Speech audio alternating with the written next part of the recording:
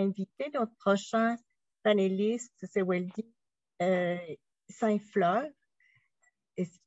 Est prêt. Je vais le présenter. Donc, il détient un baccalauréat en sciences agronomiques de l'Université chrétienne du Nord d'Haïti. Il a un master en agroécologie et développement rural à l'Université fédérale de São Carlos Campus Araras et est candidat au doctorat en sciences géographiques à l'Université Laval et membre de l'Institut EDS, aussi professeur à l'Université internationale de la Caraïbe et auxiliaire de recherche et enseignement à l'Université Laval. Bon, bienvenue, Weldy. Alors, la parole est à toi. Merci, j'espère que vous m'entendez. Oui, très bien. Parfait. Bonjour tout le monde. Euh, En fait, cette partie que je vais vous présenter est tirée de mon projet de doctorat qui est en production pour l'instant. Donc, ce projet est intitulé Vulnérabilité des aires protégées en Amapá et en Guyane française. Et nous pensons étudier les pressions géographiques et changements climatiques sur les 30 dernières années et aussi présenter des scénarios futurs pour les 30 prochaines années. Donc, mon directeur de recherche qui est Steve Dery, nous avons tenté d'élaborer plusieurs questions en lien avec nos objectifs auxquels on doit répondre et l'une d'entre elles, c'est les SIG, une aide à la décision pour la gestion des aires protégées en Amapá et en Guyane. Comment le justifier? C'est justement cette portion du projet que je vais vous présenter ici. Donc, comme vous pouvez le voir déjà, et le territoire de l'étude comporte des portions contiguës dans deux pays de l'Amérique du Sud, qui est le Brésil et la Guyane française. Mais notre étude est focalisée plus précisément dans l'État fédéré d'Amapá, qui est situé au centre du Brésil, au centre nord du Brésil, et aussi la Guyane française, qui est département et région d'outre-mer de France, qu'on peut voir là sur la figure 3. Donc, l'État d'Amapá et la Guyane française partagent une frontière de 730 kilomètres au milieu de l'Amazonie, mais ils sont spéciaux dans le domaine des protégés dans le monde pour leur vaste proportion des systèmes réservés à ce système et pour les vastes proportions de superficie réservées à ce système d'organisation des terres. Donc, comme vous pouvez voir sur ces cartes, pour avoir une idée plus claire, 75% de la superficie d'Amapá sont couverts par la forêt amazonienne. De plus, 72% de ce même territoire sont caractérisés comme des zones de préservation environnementale ou tout simplement des aires protégées et des terres indigènes. La Guyane aussi est aussi riche en biodiversité, car 90% du territoire de la Guyane sont couverts par la forêt amazonienne. Et à l'échelle planétaire, la Guyane se trouve dans la liste des 5 plus grandes biodiversités existantes. Et 30% de sa superficie sont totalement réservées aux aires protégées. Cependant, de l'intensité de la crise et de la fréquence du changement climatique, les observateurs pensent que la Guyane et l'Amapá, ou les aires protégées de ces deux régions, peuvent être sapées ou même ne peuvent pouvoir pas tenir leurs promesses. Certains observateurs croient même qu'on est passé désormais de l'homme ennemi à air protégé ennemi de l'homme dans diverses régions et communautés de la planète. Et en Amapá et en Guyane, nous devons savoir que ces deux régions ne vont pas s'échapper à cette crise que toute la planète est en train de vivre pour l'instant. Donc, elles ont aussi d'autres. Donc, les aires protégées qu'on considère comme des outils, elles ont aussi besoin d'autres outils pour mieux les gérer efficacement et leur permettre de tenir leurs promesses face aux risques. C'est là entre en jeu même les systèmes d'information géographique. Maintenant, parlons de système d'information géographique. C'est exactement ce slide que nous allons vous présenter. C'est quoi un système d'information géographique? Normalement, on le considère même, c'est un système informatique. Non, vous pouvez retourner dans la page en arrière, s'il vous plaît.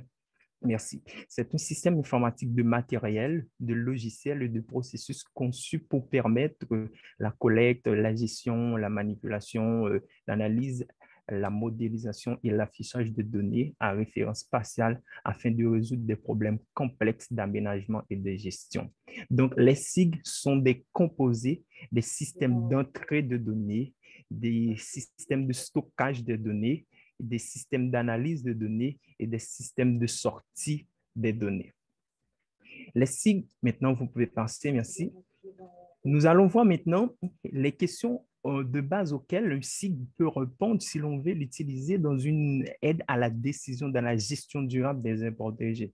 Donc, si l'on essaie de caractériser les questions auxquelles un SIG est censé pouvoir répondre, on est vite confronté à la multiplicité des domaines d'application possibles. Mais pour la prise de décision durable des aires protégées, on peut dire que les SIG peuvent répondre aux questions suivantes. Par exemple, à la question « où », c'est-à-dire, cet objet se trouve où, ce phénomène, où se trouve-t-il, plus généralement, où se trouvent tous les objets de même type. Et aussi, les SIG peuvent répondre à la question quoi? À cet endroit, que trouve-t-on? Inventaire de tous les objets ou phénomènes présents sur ce même territoire. Question comme. Quelle relation existe ou non entre ces objets ou phénomènes? Est-ce que leur répartition dans l'espace géographique rend compte d'autres phénomènes sous-jacents qu'il s'agit de découvrir? Question quand? À quel moment des changements sont-ils intervenus? Quel est l'âge et l'évolution de tel objet ou phénomène? Et une des questions les plus importantes, c'est qu'est-ce passerait-il? Question si. Qu'est-ce passerait-il si tel scénario d'évolution se produisait? Quelles conséquences affecteraient les objets ou phénomènes concernés du fait de leur localisation? Deuxième, l'autre rôle que les SIG peuvent jouer, à savoir planification spatiale. La planification spatiale constitue une fonction fondamentale dans la gestion territoriale qui comporte trois étapes fondamentalement, soit la détermination des objets, l'élaboration des scénarios, plan d'action de réglementation et le choix du scénario à réaliser. Donc, plusieurs auteurs trouvent qu'avec un SIG, on peut mieux planifier notre espace territorial. Ensuite, les SIG peuvent jouer un rôle dans les enjeux majeurs, c'est-à-dire avec un cycle, les données relatives au paysage et aux couvertures végétales peuvent être analysées avec d'autres ensembles de données, par exemple les sols, les modèles numériques d'élévation, les contraintes, l'avancée de l'urbanisation, etc., afin de modéliser les scénarios futurs et d'évaluer l'efficacité des politiques de planification en termes de changement paysager suivi pour chaque zone. Donc, nous ne mettons pas tous les noms des auteurs, mais c'est beaucoup d'auteurs qui ont fait des recherches pour prouver ça. Aussi, les SIG peuvent jouer un rôle dans la détection et la classification des zones vulnérables. Par exemple, si on a des zones vulnérables au sein de notre AP, de notre aire protégée, donc les SIG peuvent nous aider non seulement à surveiller et aussi à surmonter ce défi, car la gestion des espaces naturels est importante. Le SIG est important dans la gestion et la surveillance des espaces naturels, surtout dans la présence des espèces menacées ou la connectivité de l'habitat, les incendies de forêt, etc.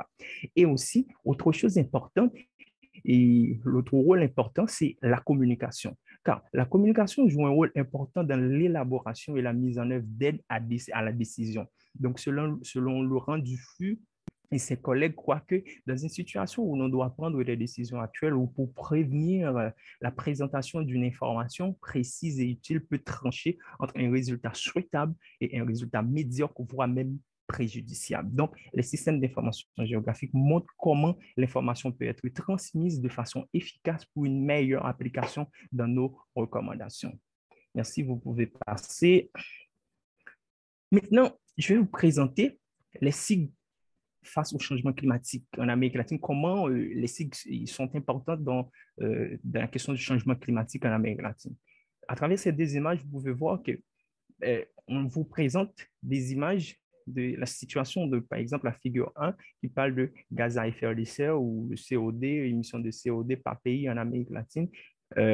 c'est grâce aussi. Donc, parler du changement climatique, c'est aussi parler de sécurité alimentaire, d'économie, de pauvreté, d'énergie, de ressources naturelles, de technologie, de santé, entre autres. Donc, pour compiler ces informations, on peut dire que toute analyse réaliste et efficace dans la problématique du changement climatique nécessite un croisement entre des éléments différents et variés et la nécessité de gérer des données collectées à partir des scénarios futurs faits du SIG.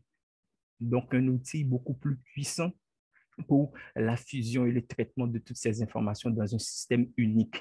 Donc, ça peut contribuer ainsi à la résolution de ce problème. Ainsi, les sites peuvent aider dans le long cheminement vers la compréhension du monde et appliquer les connaissances géographiques dans la recherche de solutions à de nombreux problèmes inhérents à l'activité humaine et notamment aux multiples situations liées au changement climatique.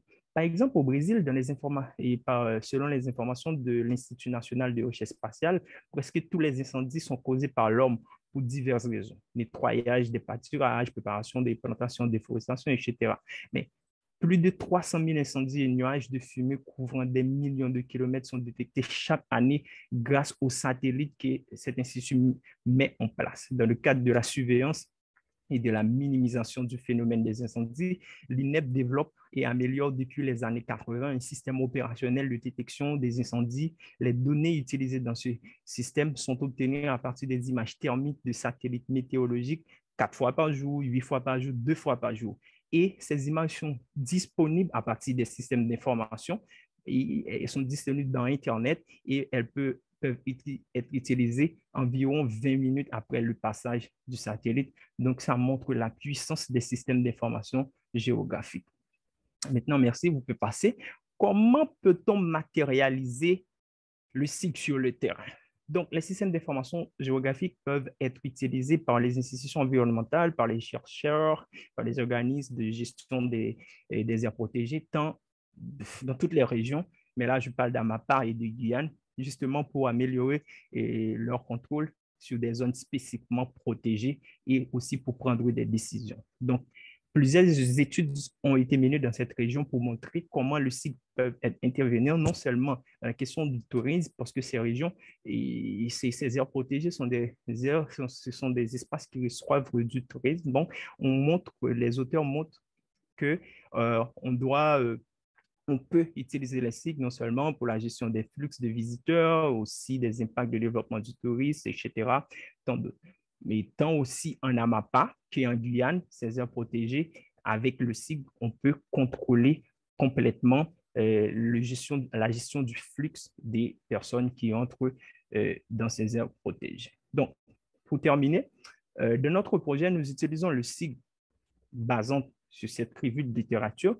Nous utilisons le SIG combiné à des enquêtes de terrain pour évaluer la vulnérabilité des aires protégées en Amapá et en Guyane. Ensuite, vérifier sur le terrain pour voir la nécessité des mesures et proposer une aide à la décision. Donc, le SIG qui est pour nous à partir de tout ça est peut-être l'outil parfait pour fournir des informations capitales sur la pression humaine liée à l'utilisation des terres, à la gestion et à d'autres perturbations autour et à l'intérieur des aires protégées. De plus, les SIG pourront nous repérer non seulement dans l'espace, pour nous repérer dans l'espace, mais aussi il sert aussi de support cartographique pour analyser l'évolution et les transformations au sein du paysage, tant à l'échelle locale et régionale, tout en se projetant dans les futurs. Donc, notre intérêt principal de développer ceci repose sur la description de l'évolution des transformations spatio-temporelles, tout simplement les pressions anthropiques dans les régions de nos aires protégées étudiées. Donc, nous comptons sur le SIG, tout ce que les auteurs ont dit, nous les analysons et nous allons vérifier ça à travers notre projet et en combinant les enquêtes de terrain. Donc, j'ai utilisé quelques sources. C'est quelques sources, un peu de sources que je vous ai projetées, que vous pouvez, si vous voulez avoir plus d'informations, vous pouvez vérifier ces auteurs. Merci beaucoup. Merci beaucoup, Weldy. Donc, merci pour nous avoir mieux fait comprendre le potentiel du système d'information géographique et on pourra entendre dans le futur plus de résultats sur votre projet